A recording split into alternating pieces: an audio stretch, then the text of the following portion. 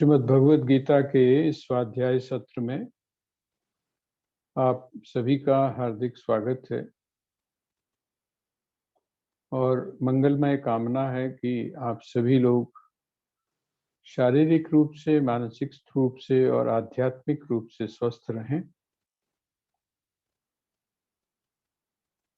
शारीरिक रूप से तो हमें सारी चीजों से बचना है और मानसिक रूप से जैसा हम सभी में एक प्रकार का भय व्याप्त है,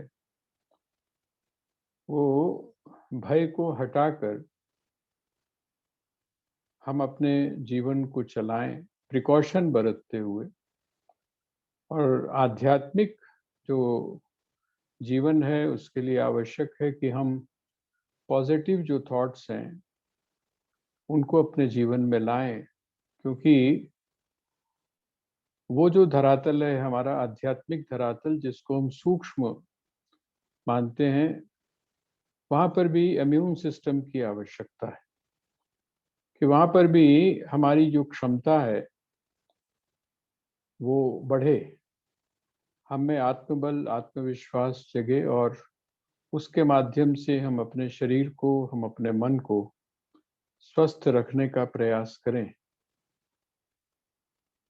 उसी के लिए हम लोग श्रीमद् भगवद गीता का चिंतन कर रहे हैं। ये हमारे लिए बहुत सहयोगी हो सकता है ऐसे में, लेकिन आवश्यकता इस बात की भी है कि श्रवण करने के बाद हम जिस पर जितना मनन करेंगे, जितना इसके ऊपर चिंतन करेंगे, उतना ये हमारे गहरे में उतरेगा और तब हम ये कह सकते हैं गीतामृतम। ये जो श्रीमद् भगवद गीता है ये हमारे लिए अमृत का कार्य करेगा। तो आइए हम उसी चर्चा को आगे बढ़ा रहे हैं। श्रीमद् भगवद गीता का 25वां श्लोक, और उस 25वें श्लोक में जैसा कि मैंने उस दिन आपसे निवेदन किया था, सर्वभूत हिते रता, प्रत्येक प्राणी के हित में व्यक्ति लगा हुआ हो। इसका मतलब यह है कि वह व्यक्ति ब्रह्म तत्व की अनुभूति कर रहा है। जब आप दूसरे के दुख को अपना दुख समझना शुरू कर देते हैं और आप प्रयास करते हैं कि उस दुख की निवृत्ति हो, तब समझ लीजिए कि आपका जो आध्यात्मिक विकास है वो शुरू हो गया। आपको ध्यान होगा जितने भी महापुरुष हैं, चाहे वो आदिशंकर हैं, कोई भी आचार्य है, यहाँ तक कि हम जब बुद्ध के जीवन को देखते हैं तो बुद्ध के जीवन में वो जो उन्होंने जो घटनाएं अपने जीवन में देखी, मृत्यु की घटना देखी, रोग की घटना देखी, वृद्धावस्था की घटना देखी, तो उनके मन में एक प्रश्न ये पैदा हुआ कि क्या हम इससे छूट सकते हैं, क्या इससे मुक्त हुआ जा सकता है। तो आप जानते हैं कि उसका जब जवाब था, वो जवाब ढूंढने के लिए ही जो सिद्धार्थ था उसने अपने परिवार का परित्याग किया और बुद्धत्व को प्राप्त करने के बाद उसको ये लगा कि नहीं, ये जो कार्य है अर्थात जो दुख है, जो विषाद है, इससे मुक्त हुआ जा सकता है। देखिए, भारतीय चिंतन में जिसको हम ऋषियों का चिंतन बोलते हैं उसमें, और जिसको हम पश्चिम का चिंतन बोलते हैं, उनमें यही अंतर है कि जिस समय वहाँ के मनोविश्लेषणवादियों से पूछा गया, मनोवैज्ञानिकों से, मनस्तत्ववेत्ताओं से पूछा गया, तो वो कहते हैं कि नहीं, जीवन में आप दुख से मुक्त नहीं हो सकते, जीवन में आपके जो दुख है वो बना रहेगा। लेकिन भारतीय जो चिंतन है वो कहता है कि नहीं, दुख से निवृत्ति हो सकती है। और ये कोई आदर्श नहीं है, ये कोई आइडियल बात नहीं है। बहुत सारे एग्जाम्पल्स हैं, बहुत सारे उदाहरण हैं जिसमें आपको दुख दिखाई तो देता है, लेकिन वह व्यक्ति जो दुखी सा लग रहा है वो वास्तव में अंदर से दुखी नहीं। तो जो पूर्व का चिंतन है, पूर्व का चिंतन बताता है कि नहीं, आपकी दुखों से निवृत्ति हो सकती है।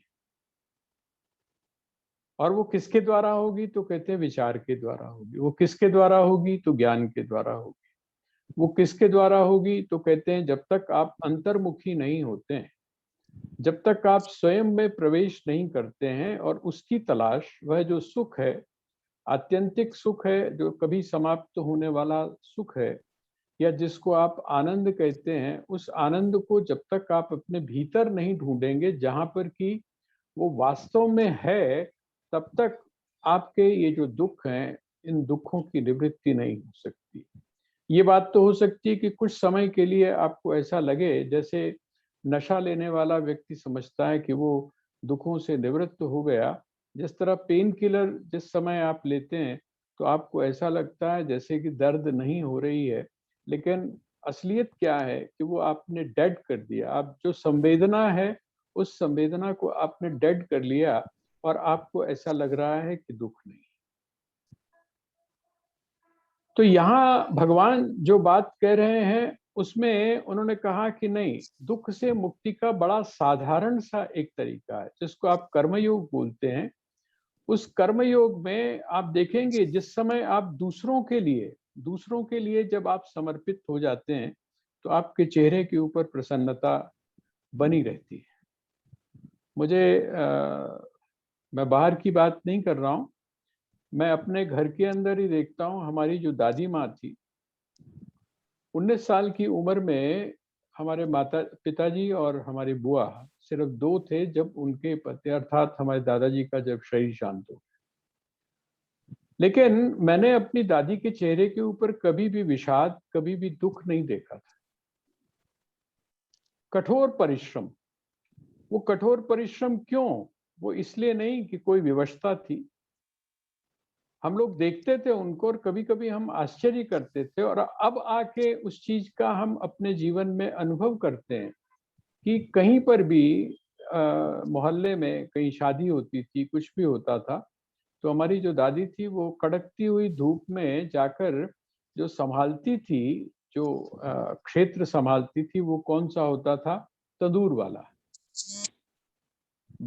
मतलब वो तंदूर के पास में उन्होंने खड़े होना, तंदूर की रोटियां बनाना, और उसके बाद में सब कुछ करने के बाद में चुप करके घर आ जाना। अपने आप को इन्वॉल्व रखना। किसके लिए इन्वॉल्व रखना? कोई लालसा नहीं है, कोई मांग नहीं है, सिर्फ ये है कि नहीं, दूसरे को किसी भी तरह से सहायता हो सके। जिस समय हम इस प्रकार से अपने आप को समर्पित कर देते हैं, सर्वभूत हिते रता, और सही अर्थों में देखा जाए तो सर्वभूत हिते रता कौन होता है? प्रत्येक व्यक्ति के हित की बात कौन सोचता है? हम लोग किसके हित की बात सोचते हैं? जिसके साथ में आप प्रेम करते हैं, जिसको आप अपना समझते हैं, उसके तो हित की बात सोचते हैं। लेकिन जो दूसरा है, इससे विपरीत जो है, अर्थात जिसके प्रति आपका शत्रु का भाव है, जिसके प्रति आपका नेगेटिव सोच है, जिसको आप अपना नहीं समझते हैं, या फिर जिस किसी ने भी आपके प्रति कभी जीवन में ऐसा कुछ किया है जो आपकी अपेक्षा की कसौटी के ऊपर सही ना उतरता हो, उसके प्रति आप हित की भावना नहीं रखते। जाने अनजाने सूक्ष्म में कहीं ना कहीं जिस समय उसका अहित होता है, जिस समय वो दुखी होता है, जिस समय वो परेशान होता है, तो आप देखेंगे कि आप भले ही उस चीज को प्रकट ना करें, लेकिन आपको ऐसा लगता है कि नहीं, इसके साथ में ऐसा ही होना चाहिए। ये भी जो हमारे मन में कभी कभी एक चीज पैदा होती है ना, कि की करिए जी, इन्हें तो कीता ही इस तरह होएगा जो आज इसके सामने आ रहा है। ये जो भावना है, ये भी भावना क्या बताती है? वो भावना बताती है कि हमें अभी सर्वभूत हिते रता की कामना जो है, वो प्रकट नहीं हुई। सर्वे भवन्तु सुखिनः हम कह तो रहे हैं, लेकिन सबके हित की बात, सब सुखी हों, ऐसा ऐसी कामना हमारे हृदय से नहीं उठ रही। आप ऐसा मत समझिएगा कि अपनों के लिए अगर आपने हित की बात सोच ली, तो आप सर्वभूत हिते रता हो गए, नहीं, प्रत्येक के लिए। यहां तक कि जो शत्रु है, उस शत्रु के लिए भी, उसके भी हित की बात आप सोचें, उसके भी हित की बात सोचें। आपको ध्यान होगा जिस समय हनुमान जी जा रहे थे लंका, तो उस समय तो बड़ा सीधा सीधी बात थी कि भाई ढूंढना था, तो एक लक्ष्य स्पष्ट था, क्या करना है जाकर, किस निमित्त निकले हुए हैं, ये चीज बड़ी स्पष्ट थी। लेकिन जब अंगद जाने लगे तो उन्होंने श्री राम जी से पूछा, उन्होंने कहा कि भगवान एक चीज बताइए, मेरे को क्या निर्देश है, मैं शत्रु के यहाँ जा रहा हूँ, बड़ा निश्चित हो चुका है कि युद्ध होगा, वो मान नहीं रहा है इस बात के लिए कि सीता को वापस किया जाए, तो मेरे लिए क्या निर्देश है, अर्थात वो जो एक सेंटर जो पॉलिसी है वो मेरी क्या होगी जब मैं वहां जाकर लंका में दरबार में पहुंचूं और रावण से बात करूं। तो देखिए वहां पर भी श्री राम ने जो बात कही, वो कहते हैं कि पुत्र तुम वहां पर जा रहे हो, एक बात का बस ध्यान रखना कि हमारा भी नुकसान ना हो और उसका भी अहित ना हो, उसका भी अहित ना हो। अर्थात जिसको आप शत्रु बोलते हैं, उस शत्रु के प्रति भी आपके हित की भावना। इसका मतलब क्या हुआ, आप शत्रु को शत्रु नहीं समझ रहे हैं, आप शत्रु को शत्रु नहीं समझ रहे हैं, आप उसको भी प्रेम करते हैं।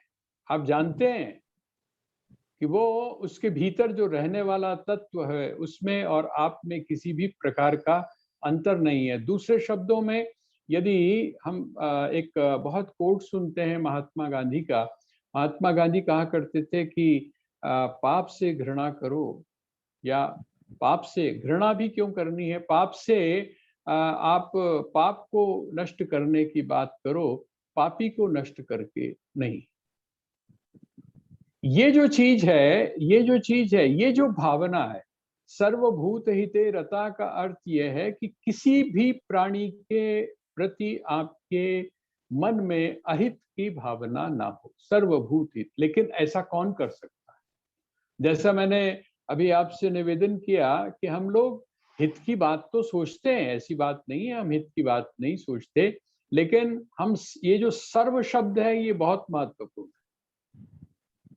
सर्व शब्द बहुत महत्वपूर्ण है। उस सर्व में हमने एक तो अलग कर दिया किसको, मनुष्य को। हम मनुष्य के हित की बात करते हैं, जिसको आजकल हम लोग क्या बोलते हैं कि एक एंगल है सारी जगह पर, ये एंगल होता है कि मनुष्य का अहित नहीं होना चाहिए, उसकी जो मूल जो आवश्यकताएं, वो किसी भी तरह से, जिसको हम बोलते हैं कि मानव अधिकार, जिसको बोलते हैं, हम मानव अधिकार के लिए लड़ रहे हैं। इसका मतलब मनुष्य को हमने सर्व से अलग कर लिया। सर्व में कहाँ है सर्व, तो सर्व का अर्थ है समस्त प्राणियों के लिए। आप अपने लिए या अपने हित की बात सोचें, लेकिन जब आप पशुओं के बारे में, जिस समय आप पक्षियों के बारे में, जिस समय आप वनस्पति के बारे में, जिस समय आप नदियों के बारे में, पर्वतों के बारे में, जंगलों के बारे में, इन सबके बारे में जब सोचना शुरू करते हैं, सबके हित की बात जब आप सोचते हैं, यह है सर्वभूत हिते रता। तो इसका अर्थ जो है वो हमको बड़े व्यापक अर्थ में लेना पड़ेगा। देखिए सनातन धर्म का मूल है ये सर्वभूत हिते रता। लेकिन ये जो सर्वभूत की जो हित की जो कामना है, सर्वे भवन्तु की जो कामना है, उसके लिए किस चीज की तैयारी है, अर्थात कौन व्यक्ति उस स्तर पर जाकर शत्रु और मित्र, अपना और पराया, है ना, इन सब से ऊपर उठकर सोच सकता है। तो उसके लिए उन्होंने कहा लभन्ते ब्रह्म निर्वाणम ऋषय, लभन्ते ब्रह्म निर्वाणम, अर्थात वह जो ब्रह्म निर्वाण है, ब्रह्म निर्वाण का मतलब जहां पर ब्रह्म के अतिरिक्त और कुछ रहता नहीं है, जहां पर ब्रह्म के अतिरिक्त और कुछ रहता नहीं है। आप ऐसा सोच सकते हैं, जहां पर ब्रह्म का कौन सा स्वरूप रहता है, वहां पर ब्रह्म का आप ध्यान दीजिएगा। मैंने दो शब्दों का प्रयोग अक्सर मैं कुछ दिनों से आपको करता आ रहा हूं, एक है कारण ब्रह्म और दूसरा है कार्य ब्रह्म। जहां पर आपको सिर्फ कारण ब्रह्म दिखाई दे रहा है,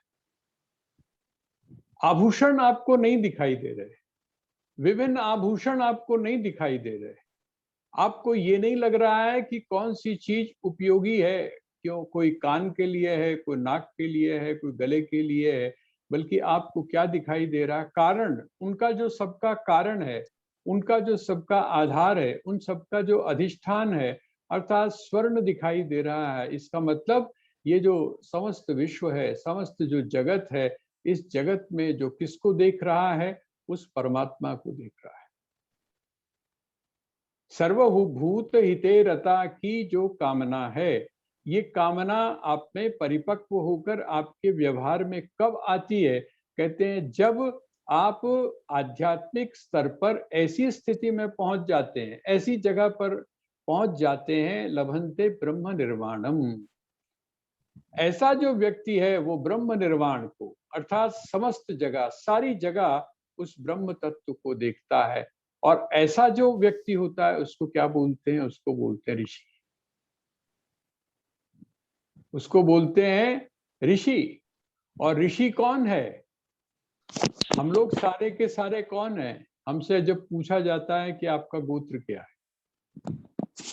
आपका गोत्र क्या है, कोई बोलता है हम भारद्वाज हैं, कोई बोलता है हम वशिष्ठ हैं, कोई बोलता है हम गौतम हैं, हम लोग सप्तऋषियों की संतान।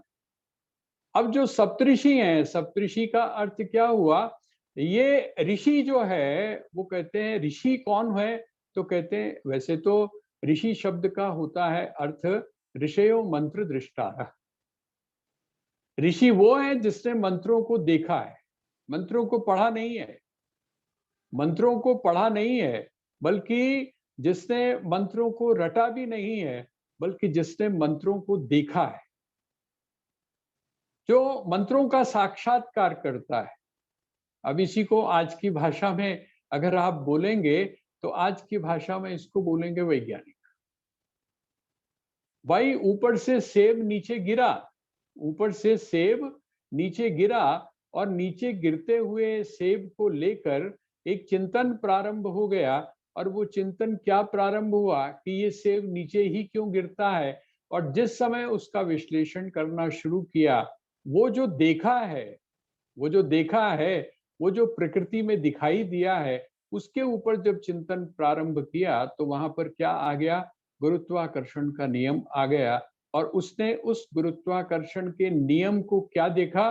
बाहर से देखते देखते देखते एक जो घटना है, उस घटना के माध्यम से उसने एक सिद्धांत को हमारे सामने रखा।